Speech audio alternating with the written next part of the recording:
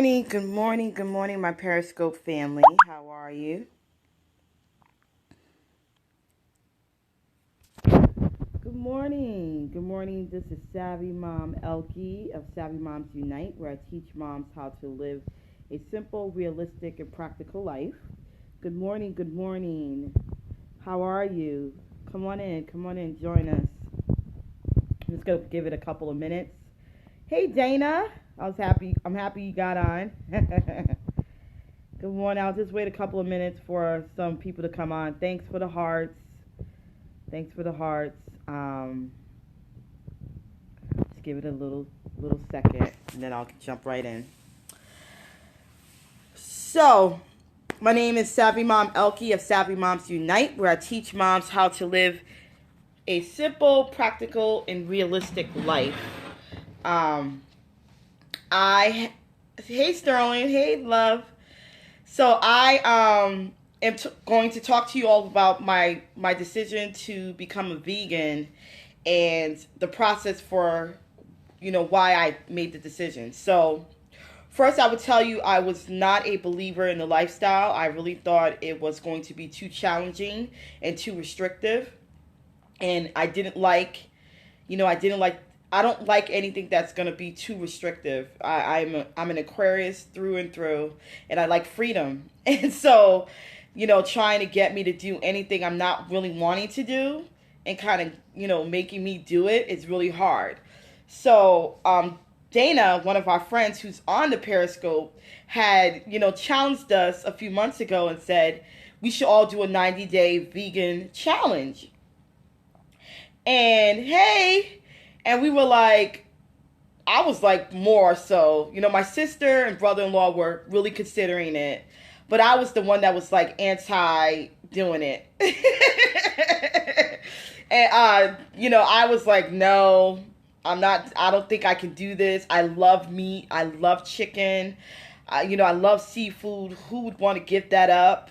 I just had all this negative thoughts about it. And because I felt, it was really going to stop me from eating the things that I love, I just decided that I wasn't going to do it. And so, and this was back in November, right, Dana?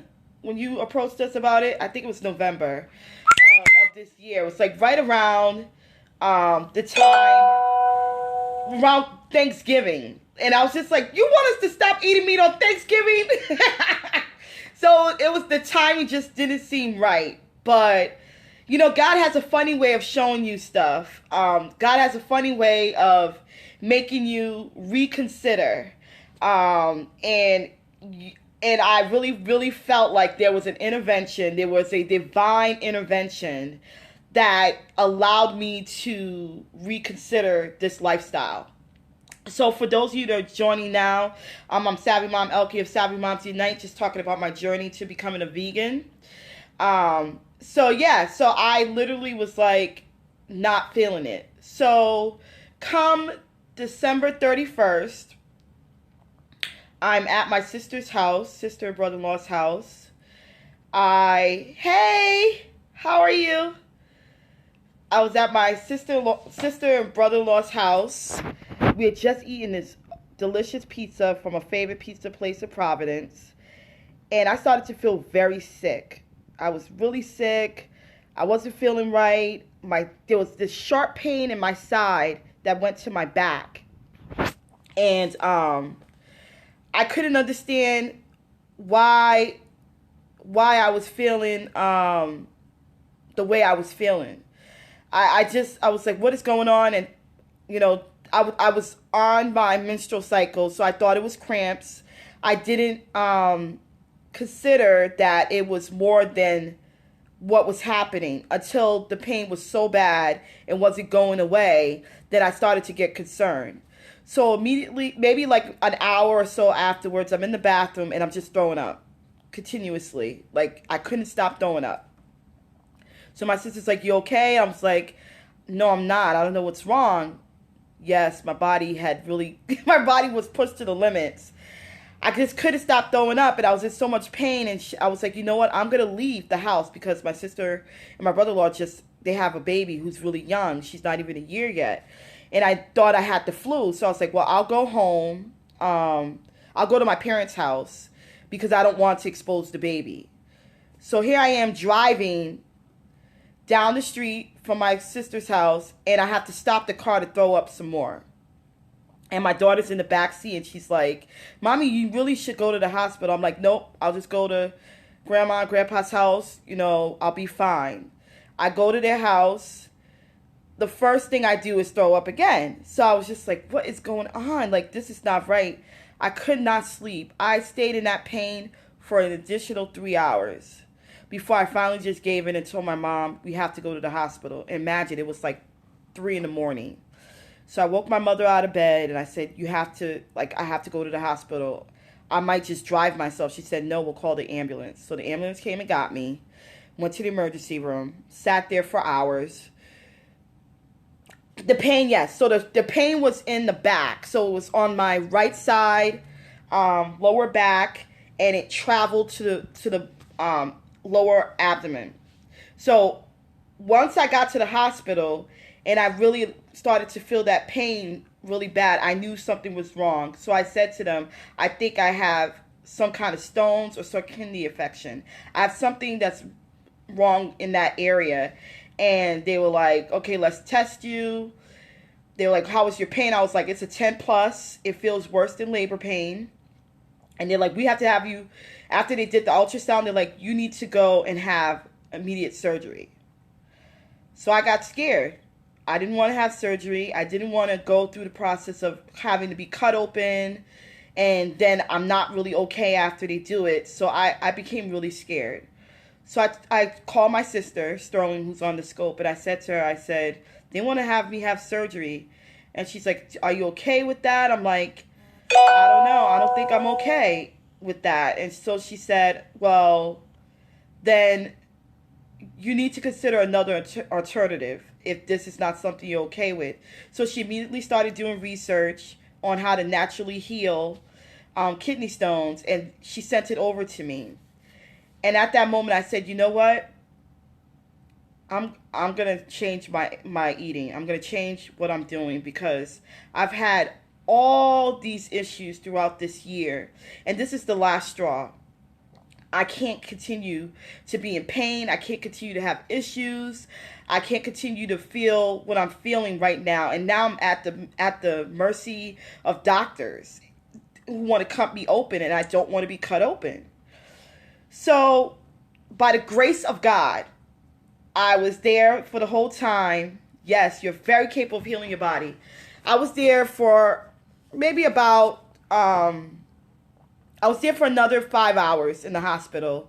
And whatever reason, the surgeon called and said, we're not going to do surgery on you. So I'm like, what? I said, you kept me here for 5 hours. You're not going to do surgery? He said, no. You've been sitting here for 5 hours. You haven't requested painkillers. You haven't asked for anything. So you are fine to go home. He's like, just go home and pass them. I said, what? Go home and pass them? I said, doctor, I came in here with like an extreme amount of pain. Like, are you sure is that the right thing I should be doing?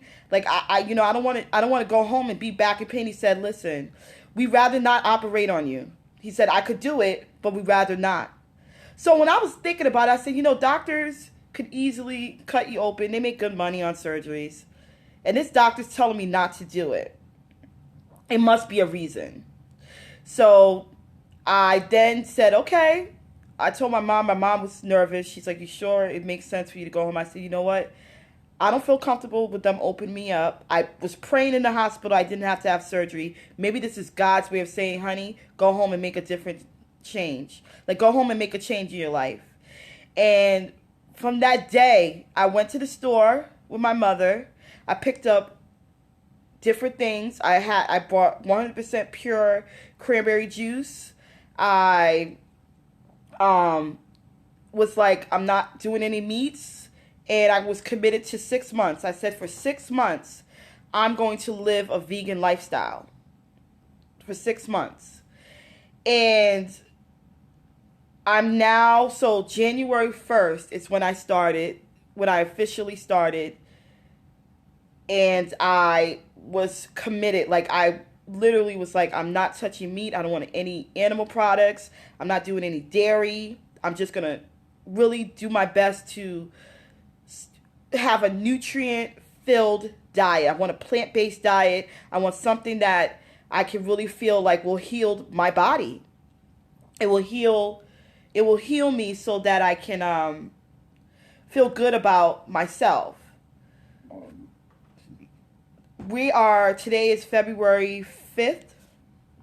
No, today's February 4th. I've been on it a month and 2 days, and I can't tell you how good I feel. I have no more pain. I almost forget that I had kidney stones a month ago. I haven't had surgery. I haven't officially passed them. I haven't had any issues with my stones since embarking on this journey. I sleep better. I'm in a better mood. I function better. I have a lot more energy. I've lost weight. I've lost 15 pounds already. I've really seen a difference in me. And I'm so committed. I'm much more committed to this lifestyle than I've ever been. And it's only because I decided, thank you, Amber. Thank you, Dana. I am so committed. I don't see any other way of being. Girl, I don't even know if I did. I don't even know if I passed them. I don't know if I passed them or they went away in the process. I really can't tell you. I don't want to tell you that I know for sure. But I don't have any issues with them. I have no issues. And I do believe dairy was part of the issue. Because whenever I had dairy, that's when I had most pain. So once I eliminated the dairy immediately, I started to feel a whole lot better. And it's only through the food choices. I've done nothing else. I haven't taken any meds. I haven't taken I haven't done anything major other than cut meat and dairy out. That's animal products and dairy. That's all I've done. And I haven't had issues with my stones since. And most people at this stage, if they had the kind of stones I had, they're still in pain if they haven't had them removed. So what does that make you start to think? You know what? Food can heal you. I've watched all the documentaries, Forks Over Knives, all the ones that talk about what animal products do to your body. And yet I didn't listen. I see documentaries where I see them torture chickens and torture cows. My brother-in-law, who talked to me constantly about, dairy, I would be like, yeah, whatever. I wasn't really listening. But until I went through my process this year of so many health issues. I had fibroids. I was diagnosed with fibroids this past year. I was diagnosed with sleep apnea. I had issues. I went to a gastroenterologist because I was having issues processing food. I literally saw every doctor you can imagine to try and help me with my situation. And nothing really healed me like a vegan diet. Nothing really made me feel I'm sleeping better. I'm not bloated like I used to. I was bloated all the time. I'm not bloated like I'm used to be. Okay? My fibroids have not given me any issues. My stones have not given me any issues. Yes, this 2015 was rough. And I dealt with my stuff in silence. I didn't talk to anyone. Only my immediate family knew when I would go to the hospital and I tell them, look, I have to go through this. I had a colonoscopy already because I was just having so much problems. I was having so many issues. Yes, when you're tired of being sick, when you're so tired of being sick, you will then make the decision. But you have to be tired. You have to be tired. You're not going to do it. Look, I have people around me who were doing all the right things. They were eating well. They were doing things they were supposed to. They were exercising. I live around a lot of healthy, health conscious people. But yet and still, I couldn't see that as a thing for me. Because it wasn't something I wanted bad enough. But until I wanted it bad enough, it's when I was committed. So I'm just I'm just loving it. I'm loving it. I'm really excited about it. Yes, there are times I've, missed my old habits, missed my old way of eating because breakfast is so different. Breakfast is not what it used to be. What we consider a normal breakfast with eggs, bacon, maybe some pancakes, maybe some toast, hash browns. It's not the same for me. I do vegetables for breakfast now. I will have, a almond butter sandwich. I'll have oatmeal. Okay, what do I eat a day? So for breakfast, for the most part, I try to do a green smoothie. And I always love smoothies, but a green smoothie is always a good kick for me. So I'll do mostly greens in it. I try to do like a good 2 handful, like out of the bucket that I buy. I buy a bucket of greens. And sometimes the greens are spinach, sometimes it's kale, sometimes it's Swiss chard. It really all depends what I'm feeling. It could be collard greens. And then I'll put chia seeds in it, 1 tablespoon of chia seeds for protein, because that really holds you over for a few hours. I'll do coconut water as my base. And sometimes I'll do pineapple for fruits, mango, orange, which is an idea I got from my brother-in-law's salad man juice truck. And I'll do blueberries. I try to do fruits that are really high in antioxidants. And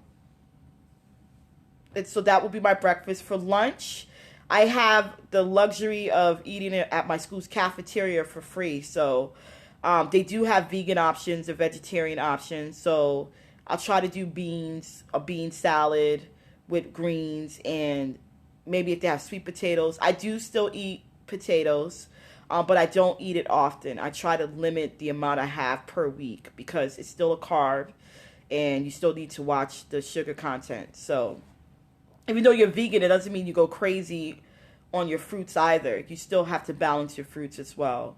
And then if you're going to have the carbs, have them earlier in the day. Don't do them late at night because your body isn't going to process it. Do you eat more gluten now that you don't eat meat? Good question. So I am trying to lessen the amount of gluten that I take in. So if the dining hall has like a bean and rice mix, I'll still have the rice. But I won't have it in the amount that I would in the past. I still try to limit it. It is hard. That's the one thing I say is a challenge on a vegan diet, is because you now eliminated the meats and the dairy, the grains, trying to not have too much of the pasta, because a lot of vegans do eat pasta. So trying to limit the amount of pasta and white potatoes. I try to stay away from as much white stuff as possible. If it's gonna be rice, I'd rather it be brown. If it's gonna be, a pasta, I'd rather it be whole wheat. If it's gonna be or even quinoa, they have quinoa pastas now. Quinoa is a good grain. It's a healthy grain for you. I've heard of this new grain called Kemet, Kamut, which is really good. It's actually ancient. I think it's ancient Indian grain, but it's really good. So I started to eat that now. But in dinner, I try to do like a good salad with some beans in it, or another source of protein. Sometimes I do tofu. It really depends. Soy is another thing you have to be mindful of. Any other questions? But yeah, I'm so happy. I'm so happy for this journey. I'm so happy for what it's brought to my life. I'm thankful for my friends and my family who are supportive of it. It's Adri eating like me. Adri is not a big meat eater. So she wasn't eating meat to the level I was in the beginning. I was eating meat 3 times a day. And she would probably have it once a day.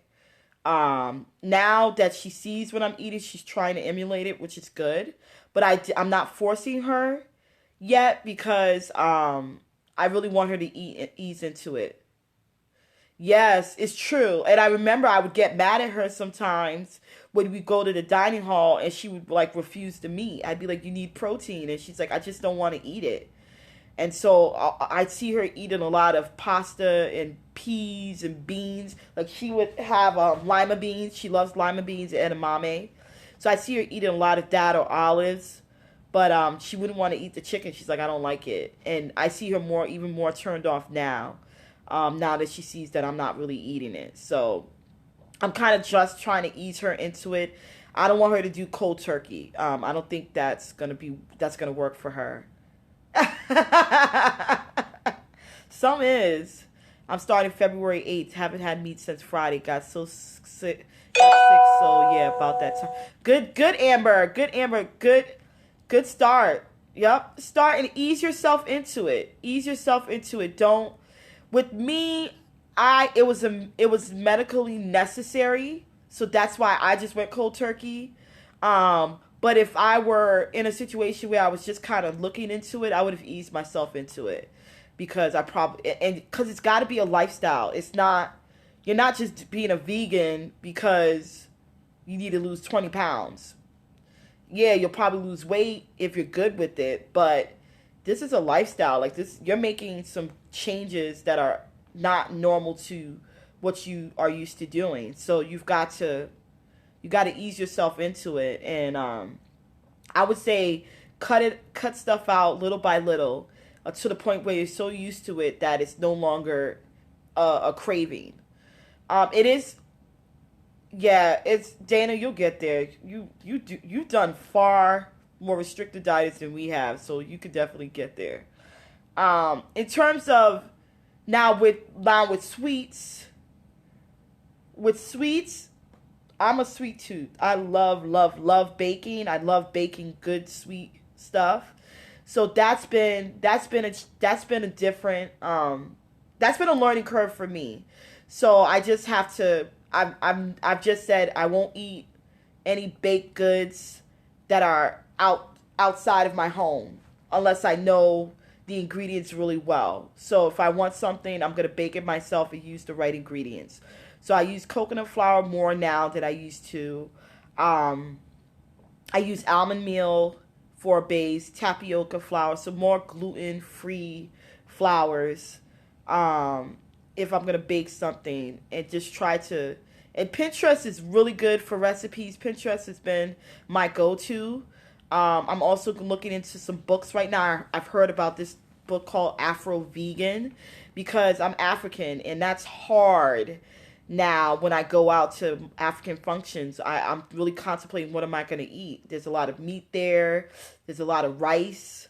Not too many vegetables. So I have to really figure out how to try to make the meals that I used to love as a kid and make it vegan. That's going to be interesting. Maybe I'll document that journey.